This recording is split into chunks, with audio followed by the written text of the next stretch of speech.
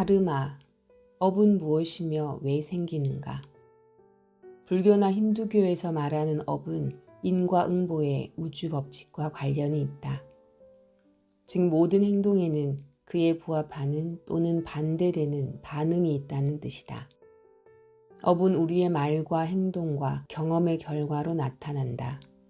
연민과 이타심으로 좋은 행동을 하는 것은 선업을 쌓는 일이다. 그러나 에고에 의해서 다른 사람들을 이용하거나 해를 끼치고 주위 세상의 혼란을 야기하는 것은 악업을 쌓는 것이다. 종교적인 용어로 업이란 전생의 한 행동에 따라 이번 생에 보상을 받거나 벌을 받는 인과응보의 법칙이다. 업은 또한 어떤 사람이나 어떤 원인에 의해 야기된 것처럼 느껴지는 좋거나 나쁜 결과를 의미한다. 불교 철학에 따르면 어떤 영혼들은 다시 이 세상으로 환생하고 깨달은 영혼들은 환생하지 않은 채 높은 영적인 세계에 머무른다고 한다. 이번 생의 업을 씻어내고 다음 생에 다시 올 때 최대한 좋은 삶으로 오거나 더 이상 씻어낼 업이 없어서 영혼이 더 높은 영적인 차원으로 올라가는 것이 업을 통해서 배울 수 있는 교훈이다. 나는 쉽게 말해서 업이란 기질이라고 본다. 당신의 전생이나 업을 믿지 않더라도 조상의 유전 인자를 통해서 또는 가족의 행동 패턴을 통해서 조상의 기질이 당신에게 전해졌다는 것은 쉽게 수긍할 수 있을 것이다. 기질은 에너지의 성질을 의미한다. 기질을 성격이라고 이해해도 무방하다. 어렸을 때 당신의 어머니에게서 이런 말을 들어본 적이 있는가? 넌 어쩌면 내 아버지를 그렇게 쏙 빼닮았니? 내 아버지와 너처럼 고집 센 사람은 본 적이 없다. 또는 당신의 친척이 이렇게 말했을 수도 있다.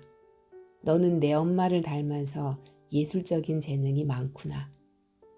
우리는 부모와 조부모로부터 그들의 유전자와 그들이 우리에게 심어준 신념 체계를 통해서 기질을 물려받는다. 유년 시절에 이미 우리는 습관적인 사고 패턴과 신념의 대부분을 얻고 그것은 어른이 되어서도 내내 영향을 준다. 만약 우리가 그것을 바꾸기 위해 의식적으로 노력하지 않는다면 당신의 기질을 바꾸기 위해서는 당신의 에너지의 질을 정화해서 더 맑고 가볍게 만들어야 한다. 우리가 그렇게 하기 힘든 이유는 자신의 신념 체계, 집착, 에고의 욕망에 묶여있기 때문이다. 예를 들어 어떤 사람이 어렸을 때 집이 너무 궁핍해서 온갖 고생을 하며 자란 사람이 있다고 하자. 그런 사람은 돈에 대해서 엄청나게 집착하는 경우가 많다. 이러한 집착은 돈에 관련된 그의 모든 행동에 영향을 주고 그의 선택에 따라 선업이 되거나 악업이 될 수 있다. 그 집착에서 벗어나지 않는 한 이러한 기질을 유전적으로 또는 후생적으로 후손에게까지 전해진다. 업은 수많은 겹이 있다. 집착을 버리고 에고를 놓으면 한 겹의 업이 벗겨지지만 또 다른 한 겹이 나타난다. 우리는 또한 매일 우리의 행동을 통해 새로운 업을 만들고 있다. 한 겹의 업을 벗는 것이 옷을 벗는 것처럼 쉽지는 않다. 업이 자신의 관념, 감정, 습관 등의 형태로 강하게 들러붙어 있기 때문에 대부분의 사람들은 그 업을 자신의 정체성과 동일시한다. 그래서 누군가의 업을 건드리면 이기심, 자존심, 부정적인 감정이 일어나며 저항하게 된다. 업에서 벗어나기 위해서는 업을 짓게 만드는 자신의 생각과 감정, 습관이 자신의 실체가 아니라는 사실을 먼저 깨달아야 한다. 그리고 이러한 깨우침이 머릿속에만 머물러서는 안 된다. 그 알림이 가슴으로 내려와 기질과 에너지가 바뀌고 하단전까지 내려와 습관과 행동이 바뀌어야 한다. 이를 위해 우리가 하는 것이 세 가지의 공부이다. 머리로 깨우치는 원리 공부, 에너지를 바꾸는 수행 공부, 습관과 행동을 바꾸는 생활 공부이다. 업을 벗는다는 것은 추상적인 개념이 아니다. 안 좋은 습관을 하나씩 바꾸는 것이다. 나쁜 습관은 우리의 영혼의 성장을 가로막는 장애물이다. 우리가 살면서 그 습관을 교정하지 못한다면 계속해서 업의 겹을 두껍게 만드는 것이 된다. 세상에 온 이후에 당신이 만든 습관들을 이번 생에 당신 영혼의 성적표라고 할 수 있다. 그것을 하나씩 바꾸어 나가기 위한 행동을 취한다면 당신의 몸을 이루는 모든 세포들 또한 바뀔 것이다. 이러한 습관을 이기는 과정에서 영혼의 파워를 키우고 삶을 구체적으로 바꾸는 실질적인 공부가 생활 공부이다. 과거의 업을 벗는 좋은 생활 공부는 나누는 삶이다. 무조건적인 사랑의 마음에서 나오는 연민을 나눔으로써 당신은 선업을 쌓을 수 있다. 우리가 다른 사람들과 나눌 수 있는 것이 크게 세 가지가 있다. 첫째는 다른 사람에게 깨달음의 법을 알려주는 것이다. 둘째는 아픈 사람의 몸이나 마음을 힐링해서 고통을 덜어주는 것이다. 셋째는 정말로 필요한 사람에게 음식이나 돈을 기부하는 방식으로 물질적인 도움을 주는 것이다. 우리는 이 세 가지 중에 적어도 하나는 할 수 있다. 당신이 지금까지 공부하고 깨우친 원리가 있다면 그것을 나누어라.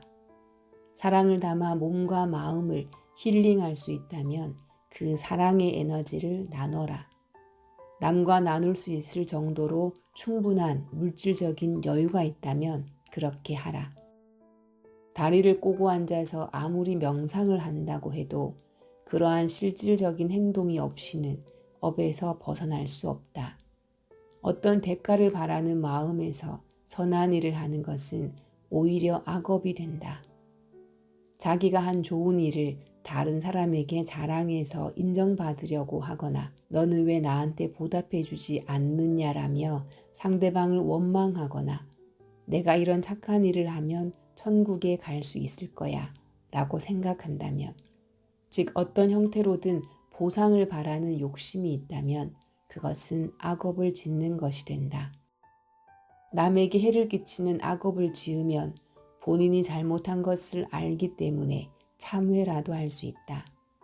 그런데 대가나 칭송을 바라는 마음에서 좋은 일을 하면 본인이 잘한 줄 알고 자랑하려고 한다. 그것이 악업이 되는 것이다. 그래서 오른손이 하는 일을 왼손이 모르게 하라는 예수님의 가르침이 나온 것이다. 보상을 바라고 하는 것이 아니라 무조건적인 진실한 마음에서 저절로 우러나와 하는 것이 진정한 나눔이다. 진정한 마음으로 나눔을 실천하기 위해서는 무아의 의식으로 해야 한다. 무아의 의식은 세상적인 욕망에서 자유로워진 상태이다. 거대한 생명 에너지 속에서 너와 나도 없으며 선악도 없고 시비도 없는 이원성을 넘어선 무심의 상태이다. 너와 내가 둘이 아닌 하나의 생명 에너지이기 때문에 의무감에서 선한 일을 할 필요가 없이 자기가 자신을 돕는 것처럼 연민과 사랑이 저절로 나오는 것이다. 이렇게 무아의 의식으로 사랑하고 인간관계를 맺을 때 자기도 모르게 좋은 습관이 형성되고 기질이 정화되며 그 과정에서 업이 조금씩 소멸된다.